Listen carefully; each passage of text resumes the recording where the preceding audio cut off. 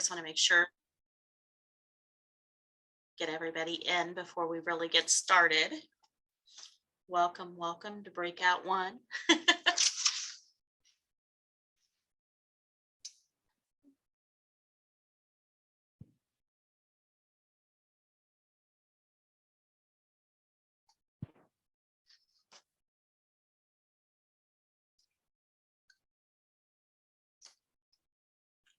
My picture stopped moving everybody around, so I think we may be set with everybody who's going to be in this group.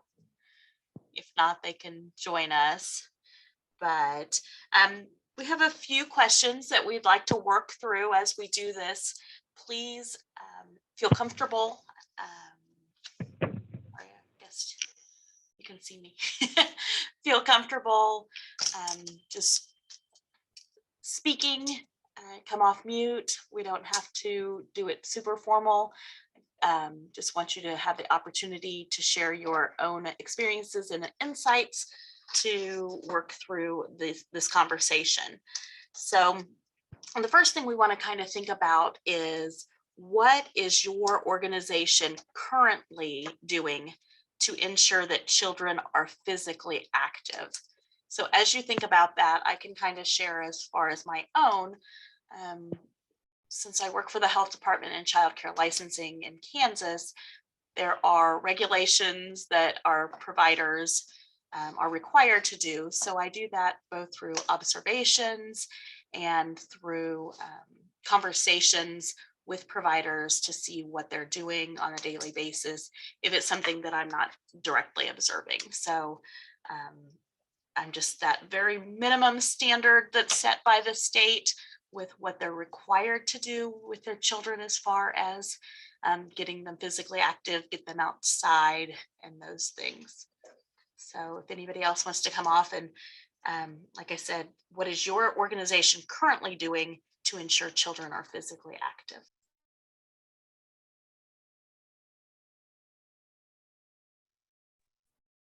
I can go real quick. Missouri's Child Care Health Consultation Program.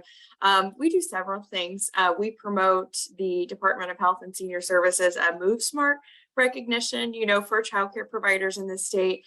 And then we have several clock hour trainings for child care providers and health promotions, which are the fun short presentations for children in child care. I'm centered on several things surrounding physical activity. So I am moving, I am learning, the importance of physical activity on cognitive development, with several on nutrition too, but also several on physical activity. And then, our program can also provide consultation for any childcare provider on health and safety. A big part of that could be physical activity for the providers, helping the directors implement evidence-based policies, procedures regarding physical activity at their center, you name it. So.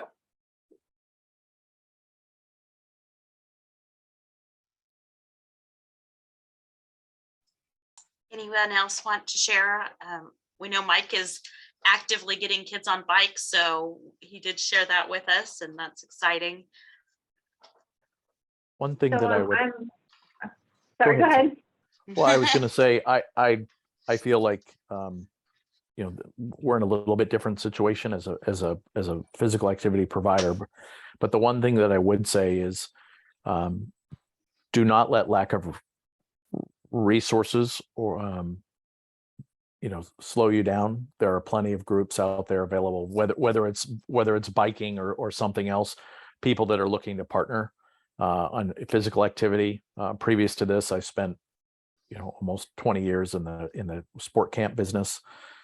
So for me, I think that there's lots of options, and it really comes down to equipment and specialty, right? Oh, sorry. Thank you, Shelley. We're buddy pegs. Thank you, friend. We are buddy pegs. We are based in Bentonville, Arkansas. We recently expanded to the Kansas City area, KCK and KCMO. And so as we have expanded, we have found that really it just comes down to starting with something.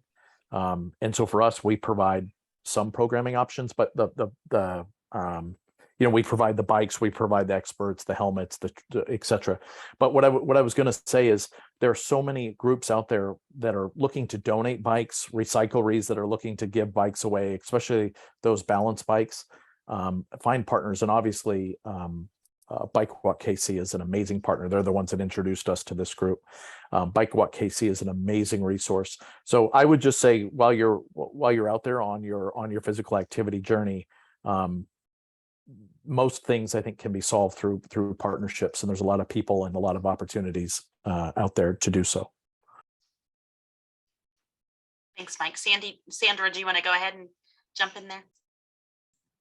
Sure. I was just going to share. I know as far as in the WIC program in Kansas and previously worked in Missouri, we discuss with parents of young kids, we discuss screen time. We talk about screen time and limiting screen time.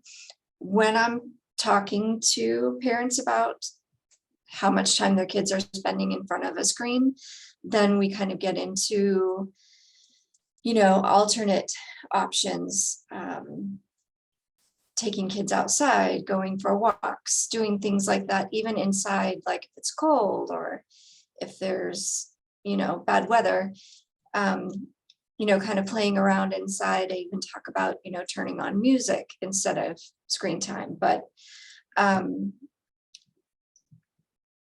not really heard nationally any kind of push to record information about physical activity for kids in the WIC program, but we do talk about screen time. And I know my colleagues, we discuss activity along with that. So hoping that gets through somehow.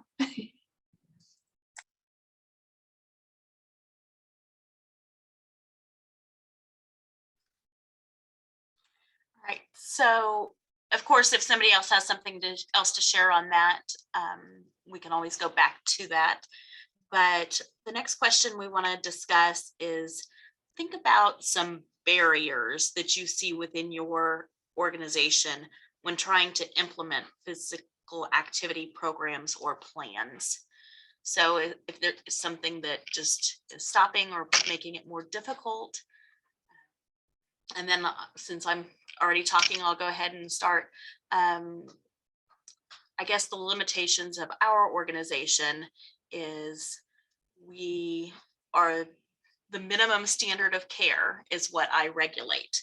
So because it's just the minimum standard of care, as long as they're meeting what regulation says, which isn't a whole lot when we look at physical activity and outdoor play and those things, then they have met the requirement. So I do have some limitation. I consult a lot on best practices and what we'd like to see and the benefits to if children are physically active, they're going to have better behavior, they're going to be healthier, they're going to be tired when it's time to be tired. So all those benefits to it. But my own limitation is that because I'm the regulatory piece, I'm limited by those.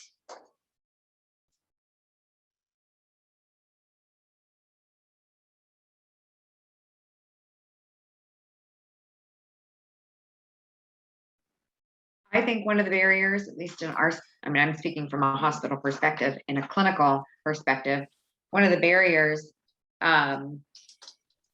when trying to, and this isn't exactly implementing a physical activity program, but it's bringing up the conversation related to physical activity, is the lack of time. So when providers are trying to do this in a clinical setting, they've got to cover a variety of other, I'll say, well-child conversations. And I'm bringing this up because I'm looking at Harold. I was just on a call with him and we were talking about lead and the importance of lead screening, especially in specific populations. Well, we talk about lead, nutrition, physical activity, screen time, development, smoking in the household, or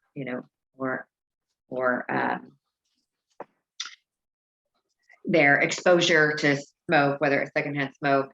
If you have to talk about safety, so how to make sure you have a safe environment children based on ages. And that's a broad topic as well. Talking about do you feel safe in the home, and then for the kid and for the adult. There's a lot of things to try to cover, and so how do you do all of them, and how do you prioritize? And if you identify a concern, you may stop the rest of your conversation to focus on that one immediate need and concern. And so how do you make sure that these sorts of things continue to be part of the conversation? And then I think to some information that Eric just shared in the presentation, we're trying to change environment. So the home environment, the community environment, what people have access to, can you get to parks, those sorts of things. What do you have at home to encourage activity? A whole nother, area to work on. And then the other thing I also notice is people think of physical activity more as a job or a thing it has to meet very specific requirements, versus in this age group, it should be play. Let kids play. Turn off the TV and turn on some music. Simple as that. Kids will be more active. But I think we sort of sometimes mistakenly put all these other guidelines or limitations around some of these things, and then it seems overwhelming and hard to do. And I didn't get just the right kind of play, or I don't know. I think we get caught up in our own minds, and that prevents us from really getting back to the basics and the fundamentals. So there's a lot in there. And I think another aspect of that is a sense of adventure. We don't talk about enough, and curiosity, especially around, Shelley, to your point, people talk about, well, I don't know if we have enough time to put a kid on, and I'm just talking about bikes because that's what we do, but you can insert anything here. We don't have enough time. We don't have the right space. We don't have, and it seems like to me, there's always these barriers. You put a 3-year-old on a balance bike, and whether you know how to teach a kid how to ride or not, they're going to figure it out, and their sense of adventure is going to help guide them through the way. And it's got to be fun before it's a sport, right? And so we've got to get these kids just going. They'll figure it out. They will figure it out. And I think that goes for anything physical activity wise. Just showing them some sort of opportunity and a gateway really does wonders.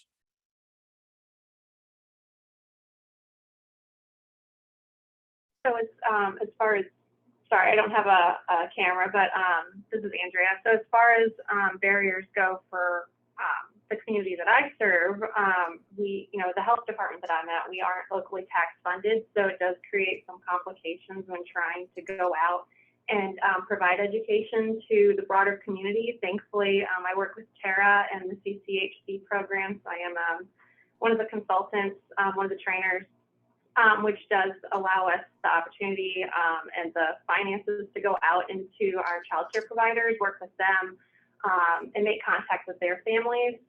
One of the big pushes that I'm currently working on is I'm working with Mercy for their community health needs assessment plan, and I'm working on their community health improvement plan specifically for obesity. So where I'm able to kind of break down some of those barriers is utilizing the CCHC program to help meet some of those priorities that we've established for our community.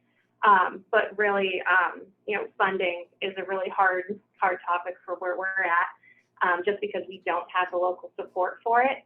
And also for our families, it's a really large county, so trying to get other programs that do offer great resources like bringing bikes to kids, trying to get those families transported to where those occur is also really kind of a difficult place for where we're at, but trying to get creative with what we have.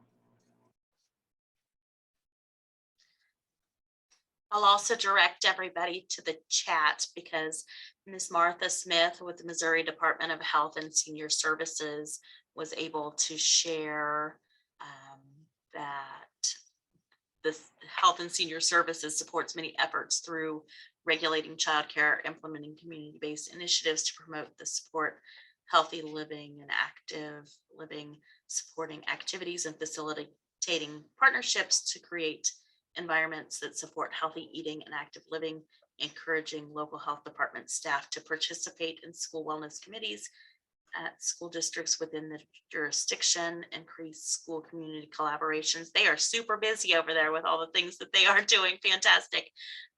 Supporting walk to school, aligning with the whole school while wild child, I'm not sure what that one is, whole community model. So like I said, extensive things that they're promoting, and super excited to see that they're still promoting the 1, 2, 3, 4, 5 Bitastic, which was a great initiative that was partnered with the Weighing In framework and many other initiatives. So increasing the percent of children who are physically active is one of the priorities of the state, and talks about some of the funding that goes along with that. So thanks for sharing, Martha. Hello, everyone. I'm with the Family Conservancy.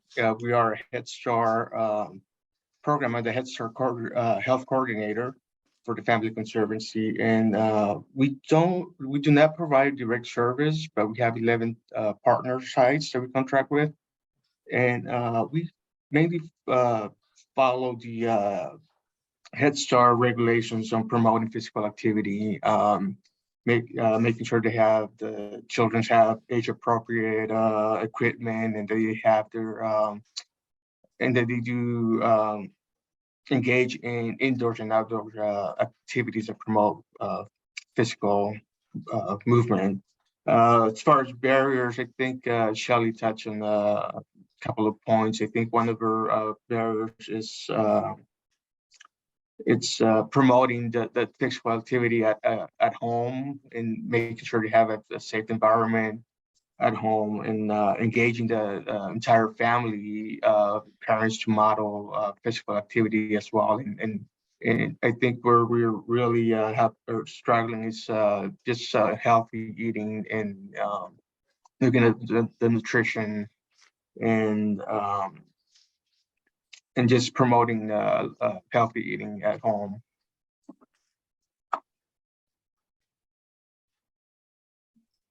Great. All right, so now that we know what our agencies are doing, we know some of the barriers that our agencies are seeing. I want you to think about what the best practices, or what, in your opinion, are best practices for physical activity in early childhood setting. So what are those best practices? And for me, I think it is integration of the physical activities. You can be physical in any topic or discussion that you're having with children.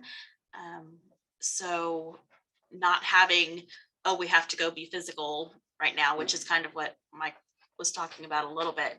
We don't have to set aside a time that this is rigid, this is our schedule, now we have to do our physical activity.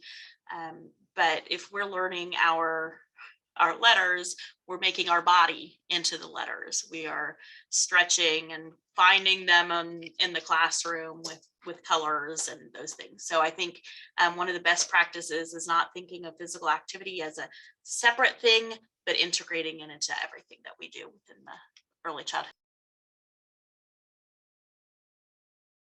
Yeah, I really agree with that, Lori. Especially like stepping away from okay, we need to get X amount of hours of exercise to meet our benchmarks or physical activity, and rather yet kind of changing that to focus on just celebrating movement. And that's what children are that's what they do. That's what every person is able to do, and trying to find ways to educate people on inclusivity, and to not necessarily create a separate program for children to increase their movement, physical activity, but just to find ways to celebrate every way that every person can move, and just integrate that into the policy and into classrooms is just, I think, the way to go about it.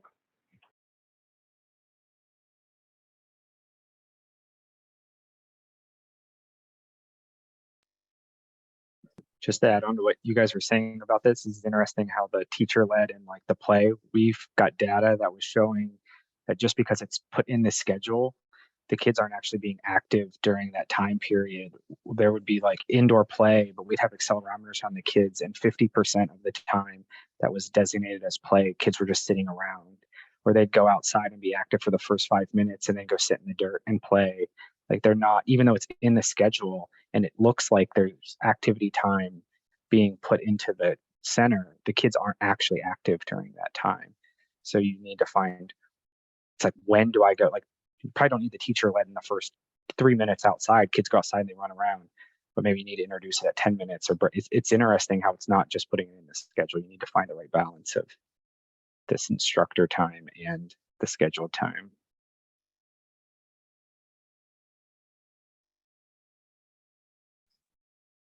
That's super interesting because I was thinking along of Mike's comment when he said you put that balance bike in front of them, they're going to figure out a way to use it. So I would have thought, without the data that you've provided, that kids naturally would have moved. And I think as time goes on, we find more and more reasons not to move our bodies.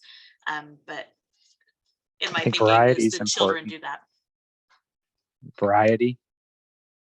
Because if it's just like, if there's no bike or if there's only one thing to do outside, eventually they'll get bored with it. And you need to change up what's there from day to day too, not just within the thing. It gets complicated quickly. We don't have an answer, but it's always interesting to try to figure out.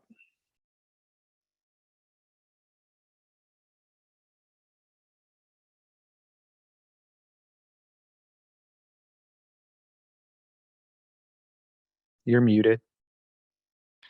I was just reading what Martha had shared anyway. So using the data from the National Survey of Children's Health, which includes measurements of the percent of children ages 6 to 11 who are physically active for at least 60 minutes a day.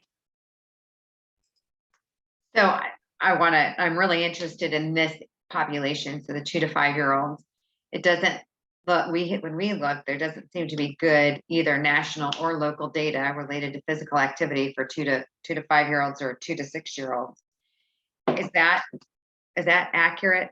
And so Martha, I saw what you put in about where you get your data, but Eric, do you know anything about rates of physical activity in this age group?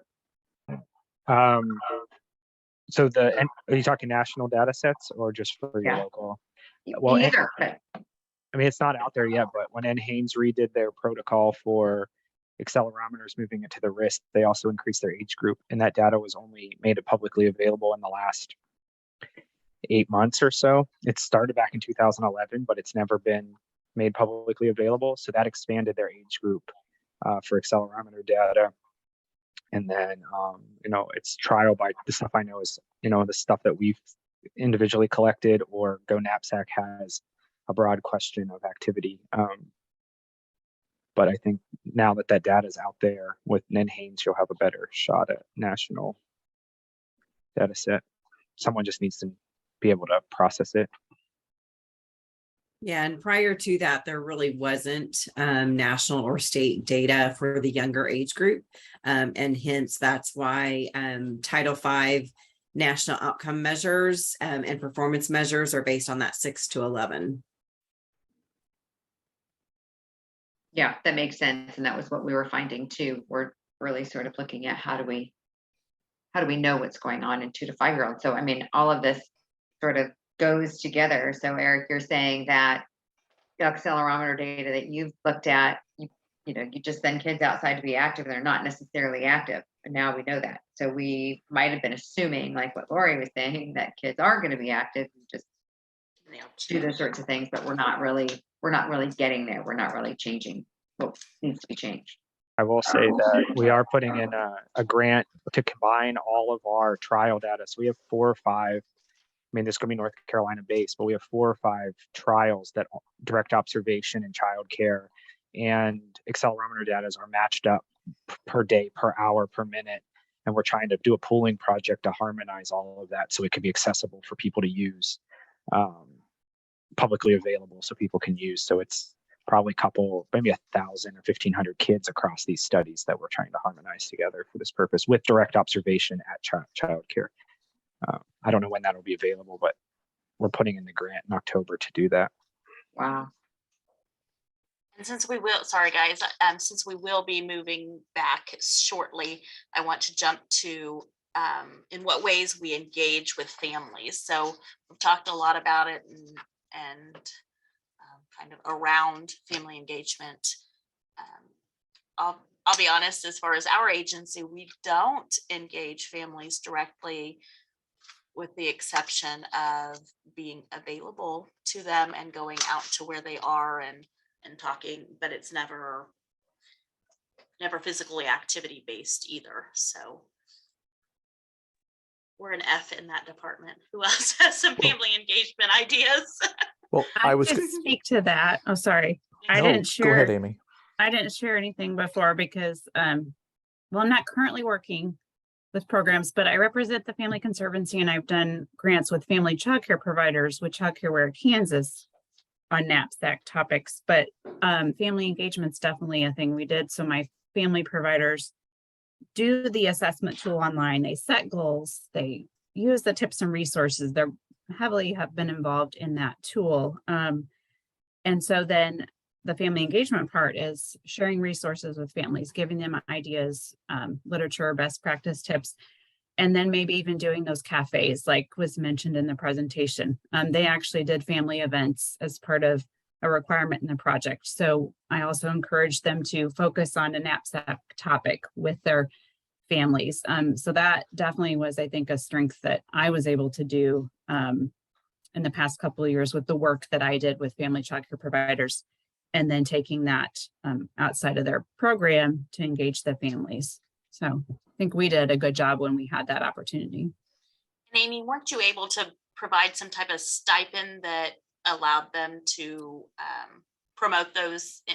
I mean, was there something where? Yes and no. Yes, they did get incentives. So yes, they could use Okay. that for materials. For their own program, a lot of times they would just want other materials to promote physical activity or ideas. You don't always need the materials, but they would really wanted, different ideas and different ways to promote physical activity all day, like Lori mentioned, through play or learning and things like that. So, but yes, they might have been able to provide things for the families at their cafe if they had money to spend too, which was nice. If nobody has anything else on engagement, I'll do our final question. If you do, please share because it's such a critical part. Yes. Yeah, I'm just Shelley. gonna, one reminder, so you all, some of you may remember this, some of you may not be aware of it, but it's been a few years, but we created a toolkit, an early childhood toolkit specifically related to family engagement.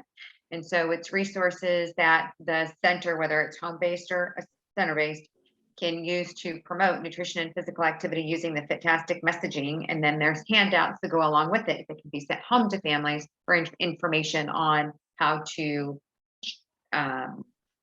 improve nutrition or physical activity, within their own home. So we'll share that resource again in our early childhood update after this meeting. Absolutely. All right. Well, it looks like we didn't get to professional development. Evelyn's calling us back. So just kind of think about, and if you do have anything to share as far as professional development, the question is, think about professional development opportunities that you would like to have and share with the group. So you can leave that in the chat if you have it. Thanks, guys. Great conversation. Thanks, everyone.